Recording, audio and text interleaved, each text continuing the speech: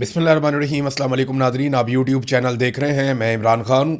पंजाब में क्रैकडाउन जारी है पाकिस्तान तहरीक इंसाफ के कारकुनों के ऊपर और लीडर्स के ऊपर। जितने भी टिकट होल्डर्स हैं या अरकान असम्बली हैं, उनके डेरों पे, उनके घरों पे छापे मारे जा रहे हैं, क्योंकि अनाउंस कर दिया गया है कि 27 सितंबर को पाकिस्तान तहरीक इंसाफ इस्लामाबाद की जानिब मार्च करेगी, इस्लामाबाद की जानिब बढ़ेगी।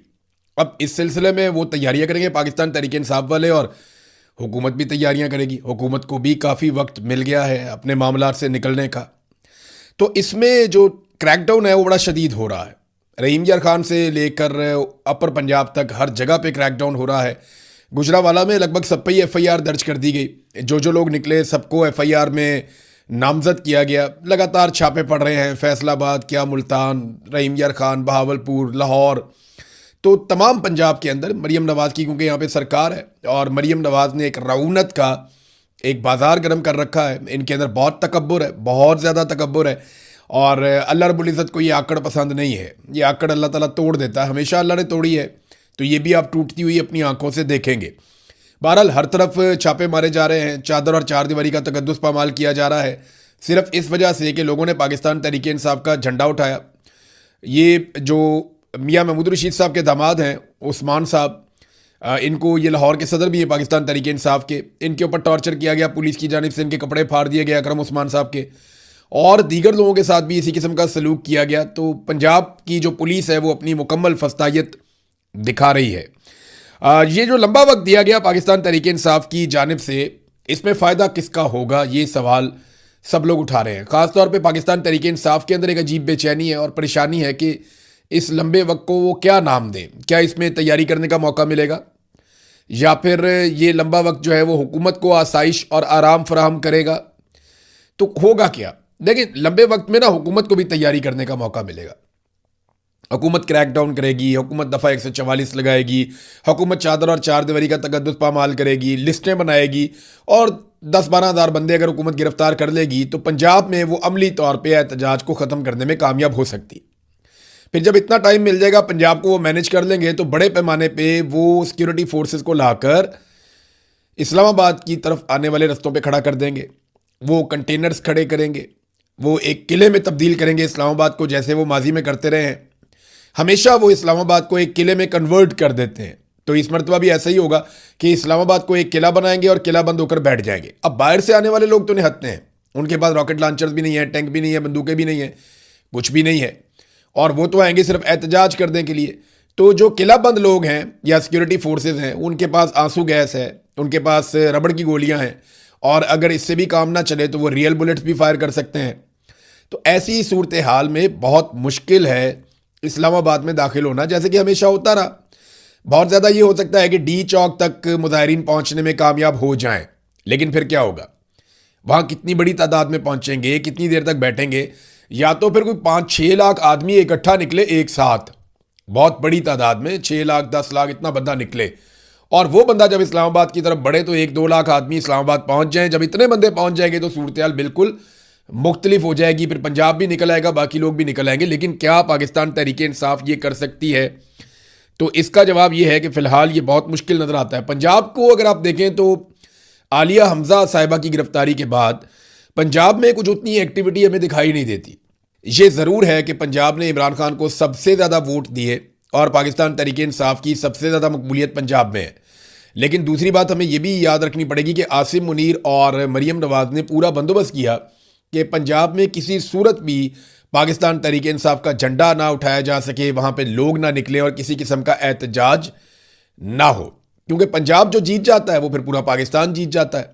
लिहाजा पंजाब के अंदर पाकिस्तान तहरीक इंसाफ को बिल्कुल मौका नहीं मिलता। पंजाब को खड़ा करना पड़ेगा। उसके लिए क्या इक़दाम किए जा सकते हैं और किस तरीके से ये किया जा सकता है, ये फैसला पाकिस्तान तहरीक इंसाफ को भी लेना है।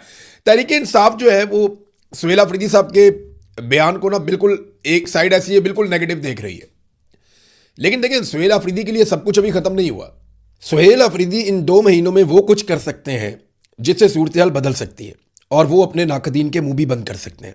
मिसाल के तौर पे सुहेल अफरीदी साहब जो है, उनके पास ये एक आखिरी तारीखी मौका है। इसके बाद शायद उन्हें दोबारा मौका नहीं मिलेगा, या इसके बाद शायद उनकी कमर सीधी नहीं होगी। उन्हें जो करना है इसी मर्तबा करना है। अब नंबर एक तो ये है कि वो 2 माह का वक्त है, ये बहुत ज़्यादा वक्त है। इसमें वो फौरी तौर पे स्ट्रीट मूवमेंट का आगाज़ करें 1 दिन या 1 घंटा ज़ाया किए बगैर। जो इमरान खान साहब ने कहा था कि हर गली मोहल्ले तक मेरा पैगाम लेकर जाओ, हर घर तक मेरा पैगाम लेकर जाओ, स्ट्रीट मूवमेंट चलाओ और ज़ोरदार तरीके से चलाओ। एक तो उन्हें ये करना पड़ेगा। नंबर 2, पूरे खैबर पख्तूनख्वा में और फिर उसके बाद आहिस्ता आहिस्ता पूरे पाकिस्तान में लाखों नौजवानों की रजिस्ट्रेशन उन्हें करनी चाहिए। यानी वो जो इमरान खान रिहाई अमन फोर्स बना रहे थे या इमरान खान साहब की रिहाई के लिए नौजवानों की एक रजिस्ट्रेशन हो रही थी, जहां वो कहते हैं कि 60,000 नौजवान रजिस्टर्ड हुए हैं। अगर वो उन नौजवानों को जिन्हें रजिस्टर्ड किया गया है उनको दोबारा से रीअलाइन करें और बड़े पैमाने पर रजिस्ट्रेशन करें, लाखों नौजवानों को खैबर पख्तूनख्वा से और बाकी पाकिस्तान से भी जमा करें, तो ये एक बड़ा ज़बरदस्त कदम हो सकता है। नंबर 3, ओवरसीज़ पाकिस्तानियों को ज़रूर शामिल करें, सोशल मीडिया को इन्वॉल्व करें, ओवरसीज़ पाकिस्तानियों को मुकम्मल तौर पे पूरी दुनिया में मुतहर्रिक होने के लिए साथ शामिल करें। जो खुफिया मुलाकातें वो करते रहते हैं या सामने आकर करते हैं या खुफिया मुलाकातें करते हैं, तो वो बिल्कुल बंद कर दें, क्योंकि अब अगर वो ऐसी मुलाकातें करेंगे तो मज़ीद कंट्रोवर्सी में जाएंगे। पार्टी फंड का बंदोबस्त करें, क्योंकि अगर आपने एक बड़ा एहतजाज करना है और लंबा एहतजाज करना है तो आपके पास बड़े पैमाने पर पार्टी फंड्स होने चाहिए। फिर इसके अलावा आप अगर जा रहे हैं इस्लामाबाद की जानिब, तो plan B, plan C, plan D, आपके पास अलग अलग प्लान्स तैयार होने चाहिए कि हम जा रहे हैं इस्लामाबाद, अगर हमें रोक दिया जाता है तो फिर हम क्या करेंगे, हमारा प्लान बी क्या है, सी क्या है, डी क्या है। दूसरे ऑप्शन भी सुहेल अफरीदी के पास होने चाहिए। पार्टी के अंदर जो उनकी धड़ेबंदी है वो उन्हें ख़त्म करनी पड़ेगी, तमाम लोगों को साथ लेकर चलना पड़ेगा। और अब शायद सुहेल अफरीदी के लिए ये आखिरी मौका है। इस निज़ाम ने गंडापुर को भी धोखा दिया था। ये मोहसिन नकवी और आसिम मुनीर तक की तारीफ़ें गंडापुर ने कर दी, सिर्फ इस चक्कर में कि ये निज़ाम धोखा नहीं देगा और वो इमरान खान साहब को रिहा करवा लेंगे। लेकिन फिर आप देखें कि जिस तरह से मोहसिन नकवी ने गंडापुर को इस्तेमाल किया, अब गंडापुर को ये मिलने के लिए भी तैयार नहीं होते। गंडापुर साहब परेशान है और DI खान में बैठे हुए हैं, वजारत आला भी चली गई। अगर वो इमरान खान साहब के साथ वफादारी निभाते और मुज़ाकरात के झांसे में ना आते, वफादार तो मैं नहीं कहूँगा, देखें गंडापुर इमरान खान का वफादारी है, ऐसा नहीं है कि वफादारी नहीं है। इमरान खान साहब से बहुत अच्छा ताल्लुक है, उनके वफादार साथियों में से एक है। लेकिन अहकामात पे अमल दरामद की बात है ना, वो इमरान खान से ज़्यादा उन्होंने भरोसा किया मोहसिन नकवी पे, आसिम मुनीर पे, कि इनसे बात करूंगा तो ये इमरान खान को छोड़ देंगे। हालांकि जब मेरी इनसे मुलाकात हुई थी गंडापुर से, तो मैंने उन्हें कहा था कि नहीं, ये नहीं छोड़ेंगे। गंडापुर ने मुझे कहा था कि जी 2 महीने में ये छोड़ देंगे। मैंने कहा जी ये नहीं छोड़ेंगे, आपको वही करना पड़ेगा जो इमरान खान ने आपको कहा है, आप इनके झांसे में ना आए। लेकिन फिर वही हुआ जो गंडापुर साहब को मैंने कहा था। एमल वली खान साहब ने एक ट्वीट किया इमरान खान साहब के नाम, बड़ी जूमानी किस्म की है, लेकिन उस ट्वीट से पहले मैं आपको बताता हूं कि अलीमा खानम साहिबा ने क्या कहा। अलीमा खानम साहिबा से जब सवाल किया गया कि जनाब 27 तारीख तक का टाइम दे दिया गया है, 2 महीने का वक्त है, तो अलीमा खानम ने कहा कि, बल्कि क्या कहा ये आप सुन लें, ये सवाल सुनिए और फिर आप वो जवाब देखिए जो अलीमा खानम ने दिया है। सुबह से हम बैठे 9 बजे से। मैडम जो कल जलसा हुआ उस हवाले से क्या कहेंगे, कैसा था? आप उधर देखा नहीं है, मैं तो भी फोन पे यही देख रही हूँ। 27 सितंबर की डेट दी गई, इस पर क्या कहेंगे? इमरान खान इंतजार कर रहे हैं, जी, इमरान खान को इंतजार करवा रहे हैं ना, और किसके लिए? हमें तो खुद नहीं समझ आई कि क्यों आपसे मैडम कोई मुशावरत नहीं की गई थी इस हवाले से? हम नहीं डिस्कस करते PTI का काम। देखें, इमरान खान साहब की बहन ने भी इसके ऊपर मायूसी का इजहार किया। उन्होंने कहा जी कि ये क्या है, यानी हमसे तो मुशावरत नहीं करते, वो PTI का काम है, वो खुद ही डिस्कस करते हैं, लेकिन 2 महीने इमरान खान को इंतज़ार करवाएंगे। यानी उन्होंने ऐसे लगा जैसे उनकी बॉडी लैंग्वेज या उनकी बात सुनकर लगा कि वो बहुत मायूस हैं कि पाकिस्तान तहरीक इंसाफ को इतना लंबा वक्त नहीं देना चाहिए था। एमल वली खान साहब का ट्वीट मैं आपको पढ़ के सुनाता हूँ। वो ये कहते हैं कि डियर इमरान, आपके वज़ीर आला ने आपके कारकुनान को 27 तारीख की एक और उम्मीद दे दी है, लिहाजा फ़िलहाल तो आपको 27 सितंबर तक अंदर ही रहना होगा। उधर आपके नामजद करदा लोग आपकी गैर मौजूदगी में पख्तूनख्वा को लूटने की कोई कसर नहीं छोड़ रहे। आज तो खुद जुनैद अकबर ने भी एतराफ़ कर दिया कि इमरान खान के नाम पर लोग अरबपति बन गए हैं। मैं फिर वही बात दोहराऊंगा कि शायद सियासत में आपसे ज़्यादा बदकिस्मत कोई और नहीं है। आपने जिन लोगों पर एतमाद किया, आज वही इक़्तिदार, इख्तियारात और वसाइल से लुत्फ़अंदोज़ हो रहे हैं, जबकि आप तनहा जेल में हैं। आपका एक एक वज़ीर, मुशीर और करीबी साथी अपनी सियासत और अपनी दौलत बनाने में मसरूफ़ है, और ऐसा महसूस होता है कि सब ने आपको हालात के रहमो करम पर छोड़कर आपको अंदर रखने की कसम उठाई हुई है। ये जनाब स्टेटमेंट है एमएल वली खान साहब का, तो तनकीद तो बढ़ती जाएगी, तनकीद बढ़ती जाएगी। पाकिस्तान तहरीक इंसाफ को, स्पेशली सुहेल अफरीदी को, जुनैद अकबर को, इन लोगों को बड़ा मौसर किरदार अदा करना पड़ेगा। इमरान खान साहब के बेटों ने CNN को इंटरव्यू दिया, बहुत सारी बातें उन्होंने की, उनके ऊपर जो इल्ज़ामात इमरान खान साहब पे लगे उसके हवाले से बहुत बातें की, बड़ी क्लैरिटी है उनकी थॉट में, क्योंकि वो इमरान खान साहब से बातचीत भी करते रहे। लेकिन दो बड़े अहम इशूज़ उन्होंने बताए। नंबर एक, उन्होंने कहा कि हमारे वालिद से अब बात ही नहीं करवाई जाती। मार्च में आखिरी मरतबा हमारे वालिद से हमारी बात करवाई गई थी और उसके बाद हम बात करना चाहते हैं तो हमारी बात नहीं करवाई जा रही। और साथ उन्होंने ये भी कहा कि हम अपने वालिद से मिलना चाहते हैं, हमारे पासपोर्ट जो हैं वो ख़त्म हो गए हैं, तो हम पाकिस्तानी पासपोर्ट तो है नहीं हमारे पास, तो हम वीज़े के लिए हमने दरख्वास्त दी है पाकिस्तान में, तो पाकिस्तानी सरकार हमें वीज़े नहीं दे रही। ये भी उन्होंने कहा कि पाकिस्तानी सरकार से हम कह रहे हैं और वो हमें वीज़े नहीं दे रही। ये दो इश्यूज़ हैं कि ना बात करवाते हैं ना वो वीज़े देते हैं। फिर उन्होंने काफ़ी जो तकालीफ है उनका इजहार भी किया, पाकिस्तान में जो जुल्म है, फस्तायत है, उसके बारे में भी उन्होंने अपनी राय दी है। तो एक तो इमरान खान साहब की मुलाकातों के हवाले से केस भी चल रहा है हाई कोर्ट में, वहाँ पे हुकूमत जो है वो इस बात पे बज़िद है और वो ये साबित करने पर तुली है कि इमरान खान कैद तन्हाई में नहीं है। और उसके सबूत के तौर पर वो ये बताते हैं कि इमरान खान के इर्द गिर्द जो है सिक्योरिटी एहलकार है, तो जब सिक्योरिटी एहलकार वहाँ पर मौजूद हैं तो ये कैद तन्हाई नहीं है। और भी कैद तन्हाई का मतलब भी पता है आपको, जहाँ ISI वाले ले जाके एक बंदे को बंद कर देते हैं ना, वो एक सेल के अंदर सारा दिन पड़ा रहता है। सिक्योरिटी एहलकार तो वहाँ पे भी मौजूद होते हैं दरवाज़ों के बाहर, लेकिन काफ़ी फासले पे होते हैं, वो आपसे बात ही नहीं करते, वो आपकी बात ही नहीं सुनते, आपको सिर्फ पैरों की आवाज़ें आती हैं, फिर वो आपको खाना देकर चले जाते हैं। बस आप कोई सवाल करें तो आपको जवाब नहीं देते। इमरान खान साहब ने अपने मुँह से कहा कि जनाब मैं जब इनसे बात करता हूँ, सलाम करता हूँ, तो ये मुझे उसका जवाब भी नहीं देते। तो ये कैद तन्हाई नहीं है तो और क्या है? असल बात तो ये है कि अदालत इमरान खान साहब के साथ मुलाकात खोलने का एक और हुक्म जारी करती है या नहीं करती। असल बात तो ये है कि इमरान खान साहब की फैमिली से उनकी मुलाकातें 8-9 महीने हो गए, वो नहीं हो रही। तो आखिरी मुलाकात 2 दिसंबर को हुई थी इमरान खान साहब की बहन की। तो अब देख लें, दिसंबर, जनवरी, फरवरी, मार्च, अप्रैल, मई, जून, जुलाई, या अगस्त का महीना भी कहाँ तक पहुँच गया। तो मुलाकातें तो इमरान खान साहब की 9वां महीना है, मुलाकात इमरान खान साहब की नहीं होने देगी। 9 महीने से शायद ऊपर टाइम हो गया। तो अदालत को ये देखना होगा कि वो मुलाकात का ऑर्डर जारी कर सकती है या नहीं कर सकती। नाज़रीन, पाकिस्तान तहरीक इंसाफ के खुर्रम ज़ीशान साहब हैं, सेनेटर, उन्होंने एक पोस्ट की है और उसमें उन्होंने मुतालबा किया पाकिस्तान के शहरियों से कि वो जो अस्करी मसनूआत हैं, यानी फ़ौजी इदारे जो मसनूआत बनाते हैं, उनका बाइकआउट कर दें। उन्होंने कहा ये नहीं हो सकता कि वो लोग जो अपनी ही निहत्ती अवाम पर गोलियां बरसाते रहे, कौम उन्हीं के कारोबार को प्रमोट करती रहे। कारोबार इनका काम ही नहीं है, कानूनी तौर पर ये सरकारी नौकर हैं, कारोबार कर ही नहीं सकते।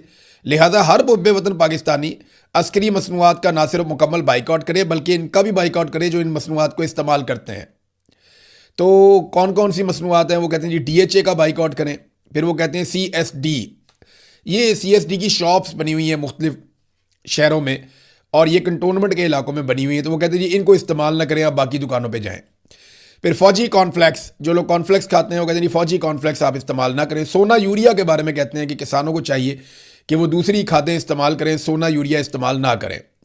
फिर फौजी फूड्स को इस्तेमाल ना किया जाए, नूरपुर को इस्तेमाल ना किया जाए, नूरपुर का मक्खन, दूध, ये वो सब मिलता है। फिर अस्करी बैंक के बारे में कहा गया जी इसके अंदर आप कारोबार ना करें। फिर APS आर्मी पब्लिक स्कूल्स जो हैं उनमें वो कह रहे हैं जी अपने बच्चों को दाखिल ना करवाएं। CMH अस्पताल हैं, फिर अस्करी सीमेंट है, फौजी सीमेंट है, यानी अगर आप बिल्डिंग बनाना चाहते हैं, कारोबार करना चाहते हैं, तो खुर्रम ज़ीशान साहब ने इनका भी ये लिखा कि अस्करी सीमेंट और फौजी सीमेंट इन दोनों को इस्तेमाल ना किया जाए। फिर फौजी फर्टिलाइज़र कंपनी FFC, इसकी मसनूआत इस्तेमाल ना करें, फौजी फाउंडेशन के साथ किसी किस्म का बिजनेस ना करें, समाजी बाइकआउट भी करें। अब तो PIA भी इसके अंदर शामिल हो गया ना। PIA पाकिस्तान एयरलाइन नहीं है, वह प्राइवेट एयरलाइन है। पाकिस्तान एयरलाइंस वो हुआ करती थी जब पाकिस्तान की मलकियत थी, अब वो PIA प्राइवेट एयरलाइन, ये international airline, private international airline है, अब वो पाकिस्तान इंटरनेशनल एयरलाइन नहीं है।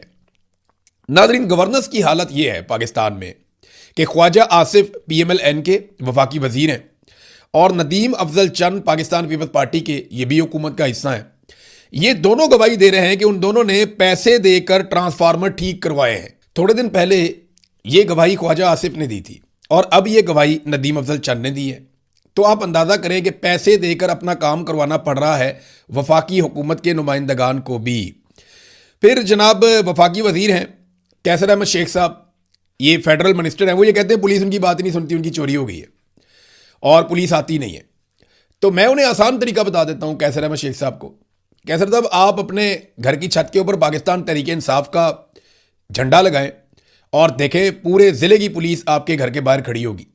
पुलिस को बुलाने का सबसे आसान तरीका यह है कि आप ये कह दें कि फलाना जो है उसने पाकिस्तान तहरीक इंसाफ का झंडा लगा दिया है, फलाने ने इमरान खान साहब की फ़ोटो लगा दी है, फलाना जो है वो पाकिस्तान तहरीक इंसाफ के लिए एक एहतजाज का बंदोबस्त करना चाह रहा है या एहतजाज का इरादा रखता है। तो आप देखें फिर पुलिस कैसे आपके घर में घुसती है, फिर आप पुलिस को बताएं जनाब यहाँ पे तो चोरी हुई है। तो आसान तरीका मैंने आपको बता दिया है।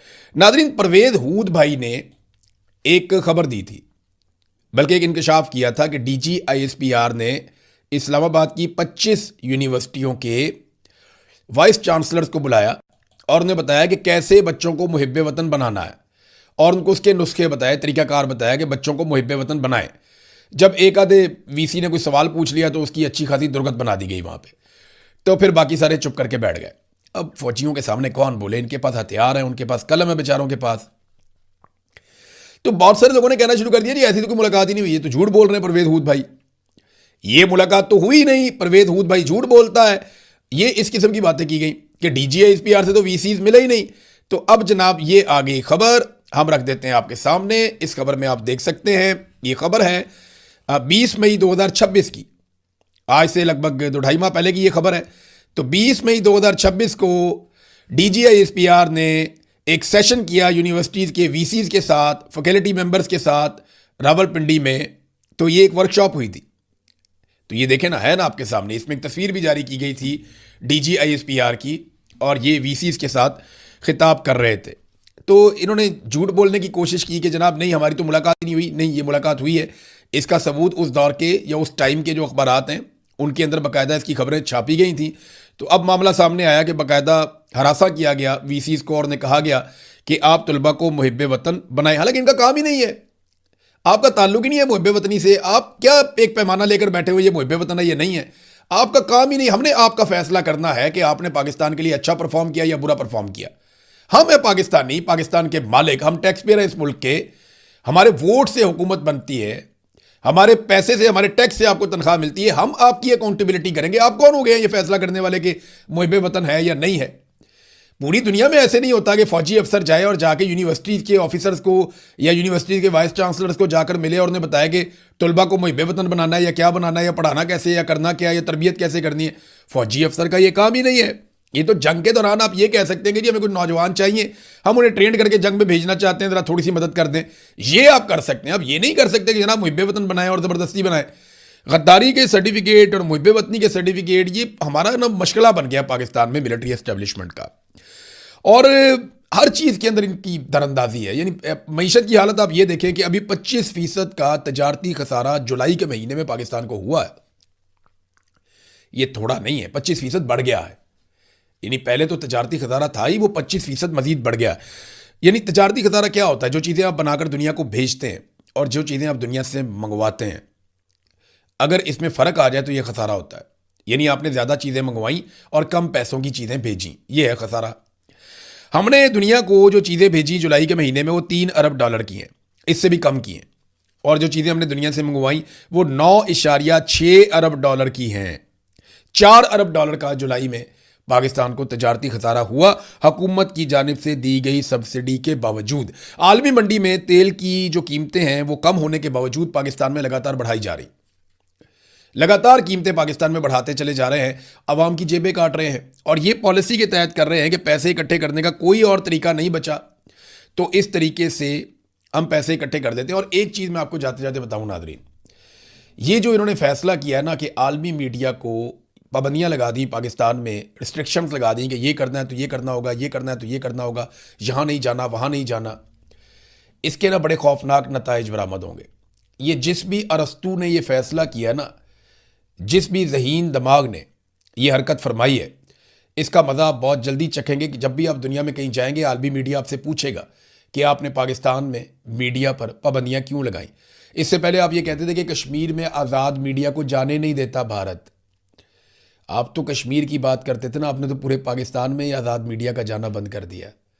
जब आप ये हरकतें करेंगे तो बदनाम भी होंगे और बद भी कहलाएंगे। अब तक के लिए इतना ही। अपना ख्याल रखिएगा, अपने इस चैनल का भी। अल्लाह हाफ़िज़।